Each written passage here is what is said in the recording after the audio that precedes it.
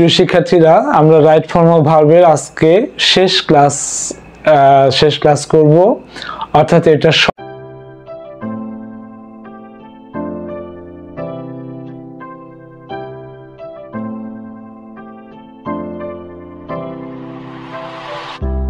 ষষ্ঠ class.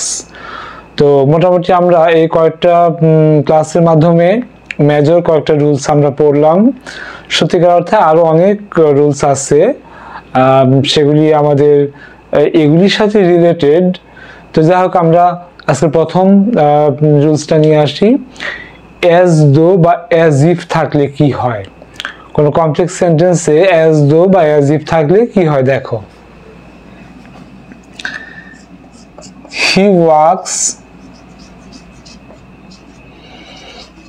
as though he knew the way.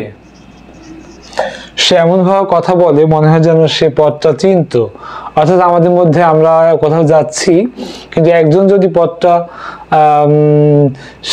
সে জানে কখনো, কিন্তু সে এমন ভাবে বলছে, হয়তো বা সে স্টাডি করে জেনেছে, তো তাতে মনে হয় হি wax as though he knew the way, যে সে মনে হয় যেন তার পথটা চেনা, এরকম। তাহলে অর্থাৎ অ্যাজ দো থাকলে, মাঝখানে অ্যাজ দো থাকলে এপাশে যদি প্রেজেন্ট ইনডিফিনিট টেন্স হয়, এপাশে পাস্ট ইনডিফিনিট টেন্স হবে, হি ওয়াক্স, আর এখানে হি নিউ।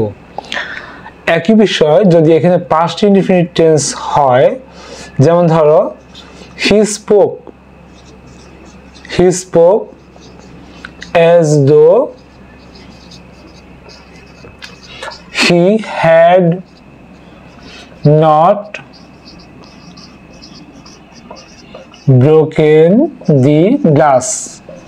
সে এমন ভাবে কথা বলেছিল যেন সে গ্লাসটা ভাঙে নাই। অর্থাৎ হয়তো বা সে ভেঙেছে গ্লাসটা, কিন্তু সে এমন ভাবে কথা বলছে যেন সে তার ঘাড়ে দোষটা না পড়ে। বিষয়টা হচ্ছে সেরকম। as though আগে যদি পাস্ট ইনডিফিনিট টেন্স হয় হি স্পোক, আর এখানে past perfect tense he had not broken the glass. He spoke as though he had not broken the glass। তাহলে আমরা as though বা as if থাকলে as though বা as if দুটি থাকতে পারে, সেই নিয়মটা আমরা শিখলাম। আচ্ছা, এখন আসো, যদি কোনো সেন্টেন্সে এরকমটা থাকে উইশ বা ফ্যান্সি বা ইট ইজ টাইম বা it is high time. It is time, ঠিক আছে, এটাই ঠিক সময়, এটাই উপযুক্ত সময়। আর ইট ইজ হাই টাইম বললে তখন কি হবে, একটু জোর দিয়ে বোঝাবে। যেমন ধরো আই উইশ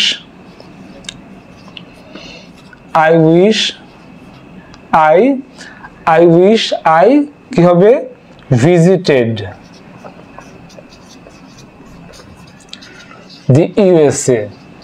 ধরো এমনটা হতে পারে I wish I visited the USA. অর্থাৎ এগুলির পরে ভার্বের পাস্ট ইনডিফিনিট টেন্স বসে, পাস্ট ফর্ম বসে। আই উইশ বা ইট ইজ টাইম বা it is high time. He understood his fault. It is time he understood his fault, যে ঠিক সেই সময় সে তার দোষটা বুঝতে পারলো। It is time he understood his fault, যে ঠিক সেই সময় সে তার ভুলটা বুঝতে পারলো। অর্থাৎ আমরা দেখলাম যে I wish, I fancy, it is time, it is high time, এগুলি পরে কি বসবে, এগুলি পরে বসবে past indefinite tense বসবে। ওকে, past indefinite tense বসবে। আচ্ছা, এবার দেখো আমি একটা সেন্টেন্স লিখি।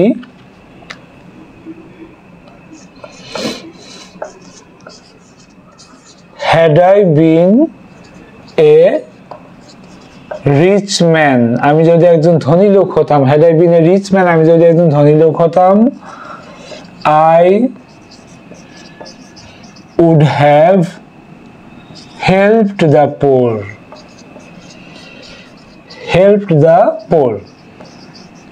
তাহলে আমরা কি শিখলাম, যে হ্যাড, তারপরে সাবজেক্ট, তারপরে ভার্বের পাস্ট পার্টিসিপল যদি এমন স্ট্রাকচার থাকে, তাহলে পরের অংশটা পারফেক্ট কন্ডিশনাল হবে। পারফেক্ট কন্ডিশনাল কি আমরা আগে শিখেছিলাম, সাবজেক্টের পরে would have, could have, might have, তারপর মূল ভার্বের পাস্ট পার্টিসিপল, পারফেক্ট কন্ডিশনাল। তাহলে কি শিখলাম, হ্যাড, তারপর সাবজেক্ট, তারপর মূল ভার্বের পাস্ট পার্টিসিপল, এমনটা যদি থাকে তাহলে আমরা সাবজেক্টের পরে কি দিব, আমরা পারফেক্ট কন্ডিশনাল দিব। আমরা কি দিব, পারফেক্ট কন্ডিশনাল, অর্থাৎ subject would have, could have, might have, তারপর মূল ভার্বের পাস্ট পার্টিসিপল। ওকে, এটা আমরা শিখলাম। আচ্ছা, এবার আসো, লেস্ট একটা শব্দ আমরা এর সাথে পরিচিত। লেস্ট মানে কি, পাচ্ছে। পাচ্ছে যদি এমনটা হয়, পাচ্ছে যদি এমনটা হয়, যেমন ধরো হি ওয়াকড স্লোলি, সে ধীরে ধীরে হেঁটেছিল। Lest he should fall down, he should fall down. অর্থাৎ দেখো, লেস্ট মানে কি, পাচ্ছে।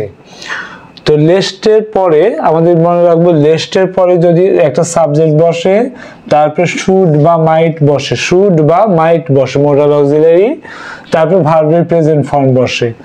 তাহলে হি ওয়াকড স্লোলি, সে ধীরে ধীরে হেঁটেছিল। Lest he should fall down, পাশে সে পড়ে যায়, সেই জন্য ধীরে ধীরে হেঁটেছিল।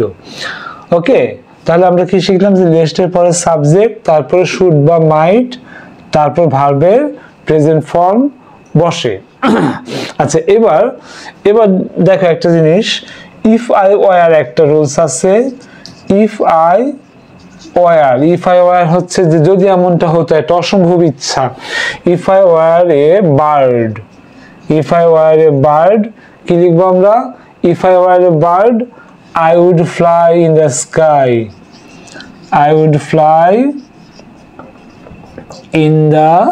sky. যে আমি যদি একটা পাখি হতাম তাহলে আমি আকাশে উঠতাম। বিষয়টা হচ্ছে ইফ আই ওয়ার দিয়ে একটা অসম্ভব ইচ্ছা। আমি তো পাখি হতে পারবো কি, কেন, আমি মানুষ, পাখি হতে পারবো কিভাবে? তাহলে if I were a bird, যদি আমি একটা পাখি হতাম, I would fly in the sky, সাবজেক্টের পরে মোডাল অক্সিলারি, এটা কি, মোডাল অক্সিলারি মানে পাস্ট কন্ডিশনাল, সাবজেক্টের পরে পাস্ট কন্ডিশনাল উড, তারপরে ভার্বের present form, I would fly in the sky। ওকে, তাহলে if I were a bird যদি অসম্ভব ইচ্ছা প্রকাশ করে, তারপরে সাবজেক্টের পরে উড বসে, তারপরে ভার্বের প্রেজেন্ট ফর্ম বসে, I would fly in the sky। আচ্ছা, এখন দেখো, আমাদের যদি একটা নির্দিষ্ট দূরত্ব হয়, সেটা যদি অনেক বেশি সংখ্যক হয়, বেশি মাইল হয়, দূরত্ব কিন্তু একটা, যেমন ধর 40 Miles, 40 Miles is a long way, 40 Miles is a long way, 40 mile একটা দীর্ঘ পথ। ধরো ঢাকা থেকে একটা স্থানের দূরত্ব 40 মাইল, তো 1 মাইল 2 মাইল না, কিন্তু আসলে কিন্তু 40 মাইল মনে হয় যেন প্লুরাল একটা কিছু, কিন্তু আসলে 40 মাইলতে একটা স্থানের দূরত্ব, যার জন্য এখানে ভার্বটা হবে কি, ইজ হবে, যে 40 Miles is a long way, 40 mile একটা অনেক দূরের পথ, 40 মাইল একটা অনেক দূরের পথ। ঠিক আছে?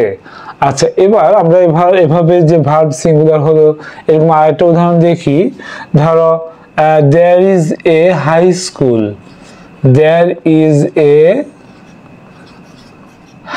school in our village, আমাদের গ্রামে একটি হাই স্কুল আছে। দেখো, এ হাই স্কুল, একটি হাই স্কুল, তাহলে কি হবে, এর জন্য এখানে ইজ হবে সিঙ্গুলার। আর যদি এমনটা হতো যে there are two high schools in our village, আমাদের গ্রামে দুটি হাই স্কুল আছে, two high schools অর্থাৎ প্লুরাল, তার জন্য এখানে আর বসবে, there are two high schools, তার জন্য এখানে কি বসবে, আর বসবে। ওকে, আচ্ছা, এখন আমরা আরেকটা বিষয় দেখি। ধরো তার চোখের রং নীল, আমরা সেন্টেন্সটা কিভাবে লিখি, the color of his eyes is blue. তার চোখের রং নীল। খেয়াল করে দেখো, of his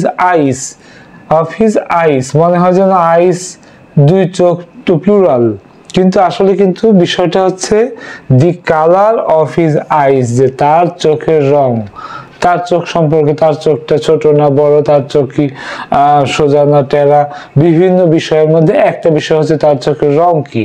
তাহলে the colour of his eyes একটা বিষয়, একটা সিঙ্গুলার বিষয়, তার জন্য ভার্বটা is. The colour of his eyes is blue.